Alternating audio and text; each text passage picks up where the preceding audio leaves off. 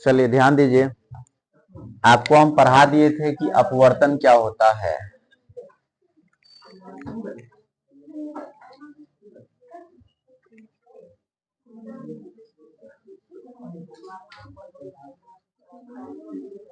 अपवर्तन क्या होता है ये पढ़ा दिए थे कि जब कोई प्रकाश की किरण एक माध्यम से दूसरे माध्यम में जाती है तो अपने पूर्व पथ से विचलित हो जाती है। इसी घटना को क्या कहते हैं? प्रकाश का अपवर्तन कहते हैं। ठीक है, ये आपको पढ़ा दिए थे। इसके बाद क्या पढ़ाए हैं?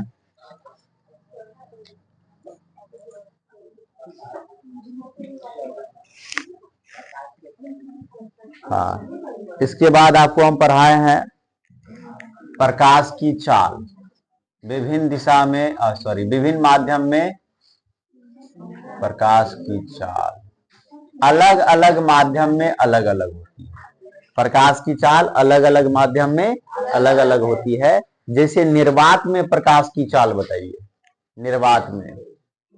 निर्वात में प्रकाश की चाल 3 लाख किलोमीटर प्रति सेकेंड, 3 लाख किलोमीटर प्रति, या इसी को 3 गुने 10 का पावर 5 किलोमीटर प्रति सेकेंड भी कहा जाता है, या इसी को 3 गुने 10 के पावर 8 मीटर प्रति सेकेंड भी कहा जाता है।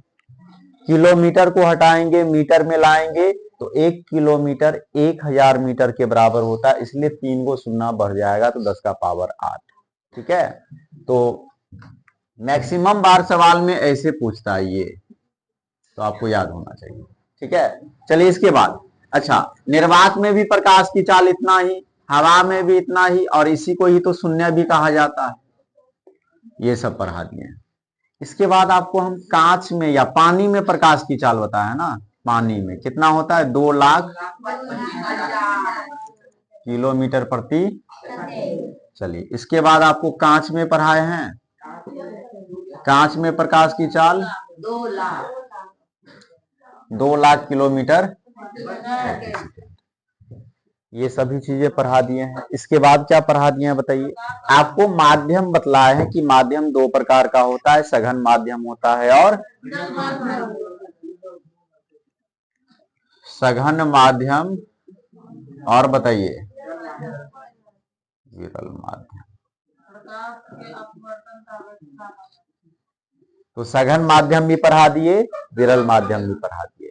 चलिए आज हम आपको, कल तो बस थोड़ा सा ही बतलाए थे, प्रकाश के अपवर्तन की व्याख्या पूरा डिटेल से नहीं समझाए थे, तो आज फिर से उस टॉपिक को कंप्लीट करते हैं। क्या है टॉपिक बताइए। प्रकाश के अपवर्तन की व्याख्या। प्रकाश के अपवर्तन की व्याख्या। चलिए जैसे देखिए,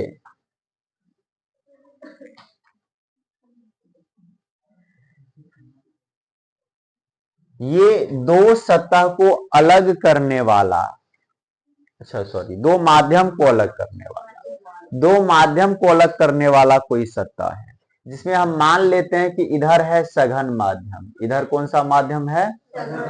और इधर है विरल माध्यम। ठीक है, अब कोई प्रकाश की किरण उधर से आएगी,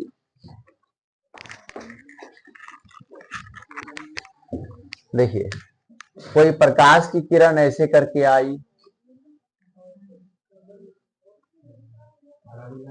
और इस सतह से टकरा करके वापस मुड़ जाएगी। कौन बोला? Yes sir. परावर्तन थोड़ी ना है कि टकरा करके वापस मुड़ जाएगी, अपवर्तन है। ठीक है, आप देखिए, इसको जाना था ऐसे, ऐसे बिल्कुल सीधा जाना था, लेकिन ये ऐसे नहीं जाएगा। विरल से सघन में आया तो ये ऐसे मुड़ जाएगा। अच्छा, ये आपतित, ये जो है ना प्रकाश की किरण 2 माध्यम को अलग करने वाली सतह के जिस बिंदु पर पड़ता है उसे आपतन बिंदु कहते हैं। सबसे पहले ये आपतित किरण हुआ, इसे आपतित किरण बोलते हैं ना, आपतित। तो बताइए आपतित किरण का परिभाषा। आपतित किरण,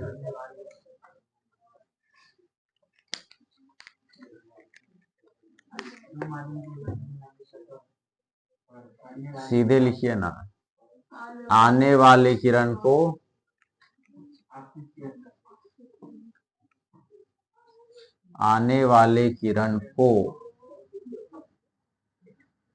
आपतित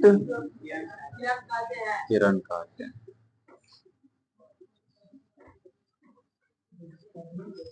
ठीक है, चलिए इसके बाद आपतन बिंदु। आपतन बिंदु ध्यान दीजिएगा, ये आपतन बिंदु क्या होगा। आपतन बिंदु, आप देखिए ना, ये जो आपतित किरण दो माध्यम को अलग करने वाले सतह के जिस बिंदु पर पड़ा है वही बिंदु क्या है, आपतन बिंदु है। इसे ही कहते हैं आपतन बिंदु। ठीक है, बताइए क्या होगा परिभाषा। आपतित किरण, आपतित किरण जिस बिंदु पर पड़ती है, चलिए छोटा बना देते हैं, आपतित किरण जिस बिंदु पर पड़ती है उसे क्या कहते हैं, आपतन बिंदु। तो और भी छोटा हो गया, उसे आपतन बिंदु कहते हैं। क्लियर है। आप देखिए आपतन बिंदु पर, इस आपतन बिंदु पर खींचे गए लंब को क्या बोलेंगे, अभिलंब। इस आपतन बिंदु पर खींचे गए लंब को अभिलंब कहते हैं। ये हुआ अभिलंब, अभिलंब। तो बताइए ये भी पॉइंट क्लियर हुआ कि नहीं। अभिलंब,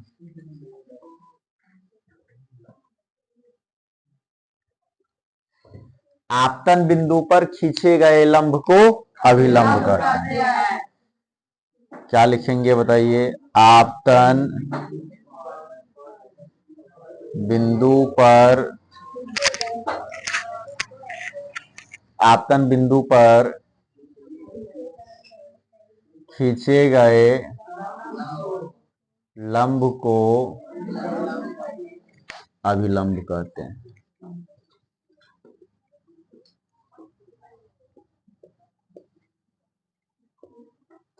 चलिए ये भी पॉइंट आपका क्लियर है।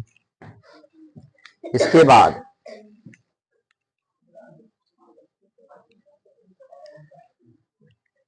अच्छा, अब बताइएगा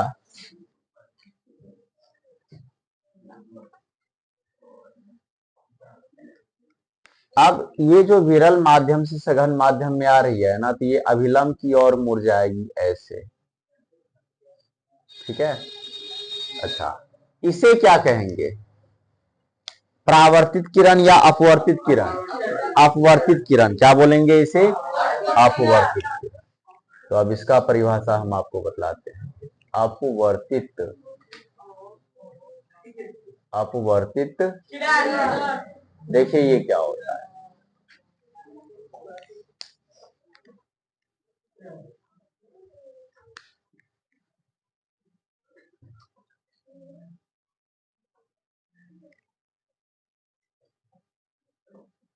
अपवर्तन के बाद, अपवर्तन के बाद जाने वाले किरण को, जाने वाले किरण को क्या बोलेंगे बताइए, अपवर्तित किरण कहते हैं। ये भी क्लियर हो गया। आने वाले किरण को आपतित किरण, आ जाने वाले किरण को अपवर्तित किरण। क्लियर है ना। चलिए आपतन बिंदु भी आप समझ गए, आपतित किरण जिस बिंदु पर पड़ती है उसे आपतन बिंदु कहते हैं। अभिलंब किसे कहते हैं, आपतन बिंदु पर खींचे गए लंब को अभिलंब कहते हैं। चलिए अब आइए, अब जो मेन चीज है वो यहाँ पे, ये है आपतन कोण, इसे आई से डिनोट किया जाता है, और ये है परावर्तन कोण, अपवर्तन कोण ना होगा, ये क्या है, अपवर्तन कोण, इसे आर से डिनोट किया जाता है। ठीक है, चलिए तो अब आपतन कोण किसे बोलेंगे और अपवर्तन कोण किसे बोलेंगे, बताइए आप लोग।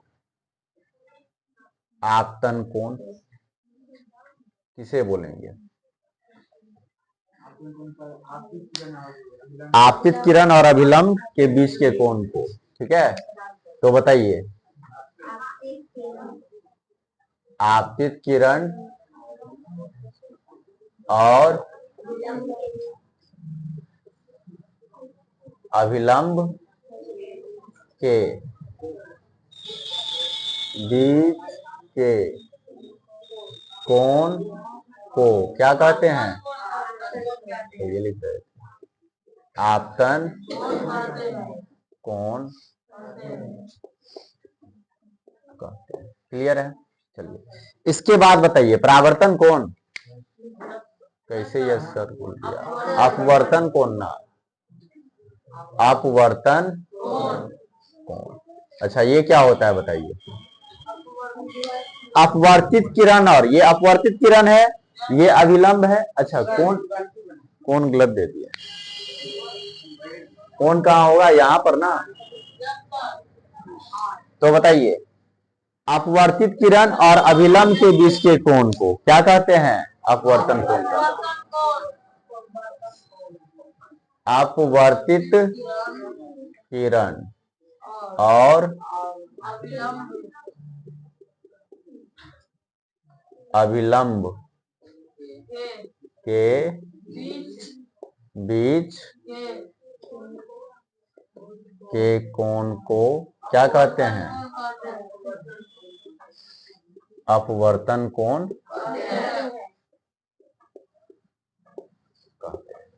चलिए ये भी क्लियर हो गया, तो सारा पॉइंट तो हो ही गया है, कुछ बचा है क्या।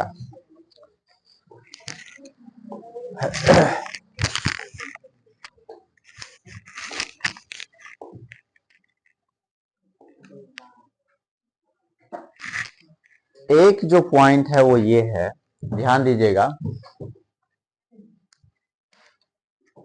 तो इस चीज को, जो फिगर हम आपको बना रहे हैं ना, उसको समझिएगा अच्छे से।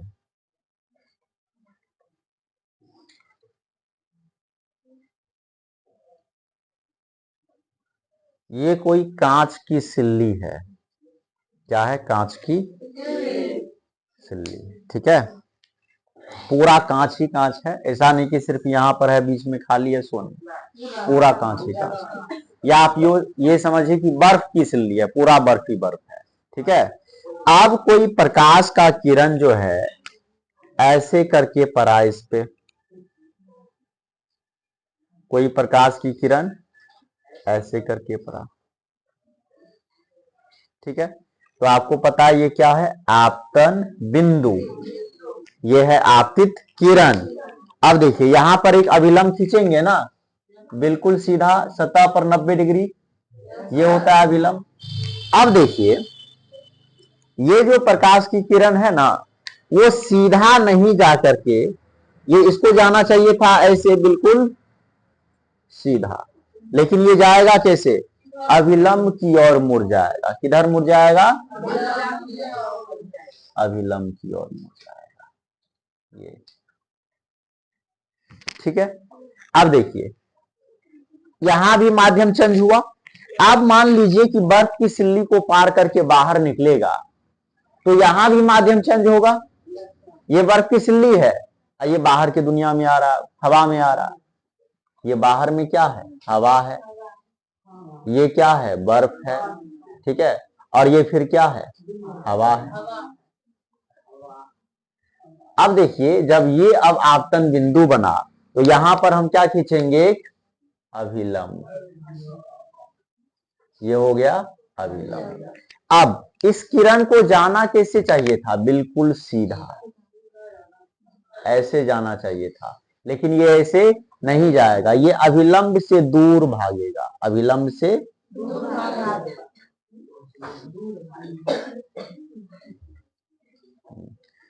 हो गया, ये अविलंब से दूर भागे।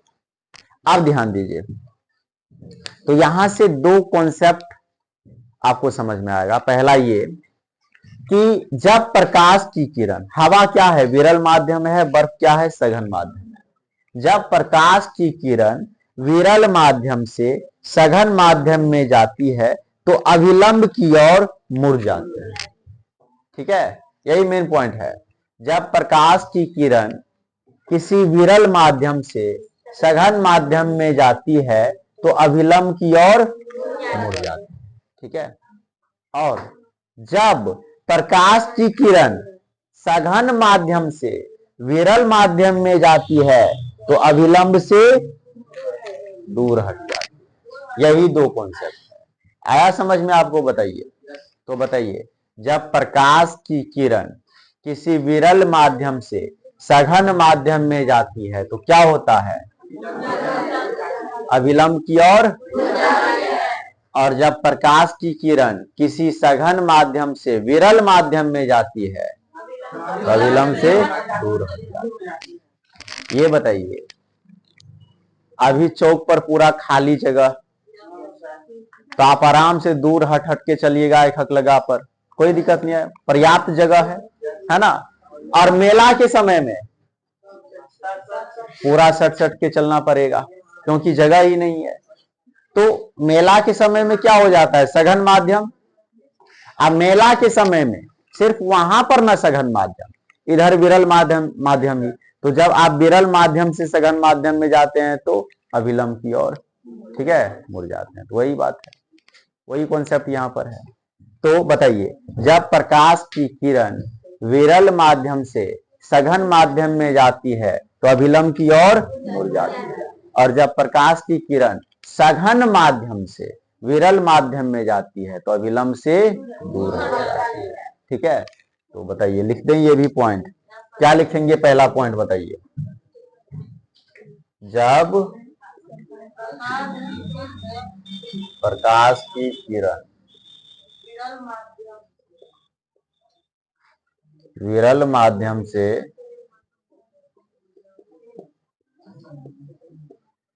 सघन माध्यम में जाती है तो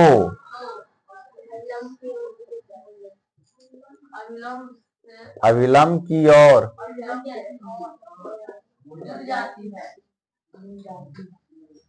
मुड़ जाती है।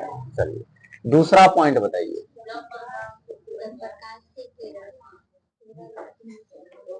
जब प्रकाश की किरण सघन माध्यम से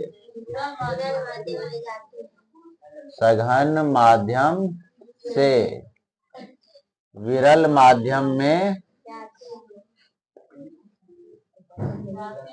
जाती है तो बताइए, अभिलंब से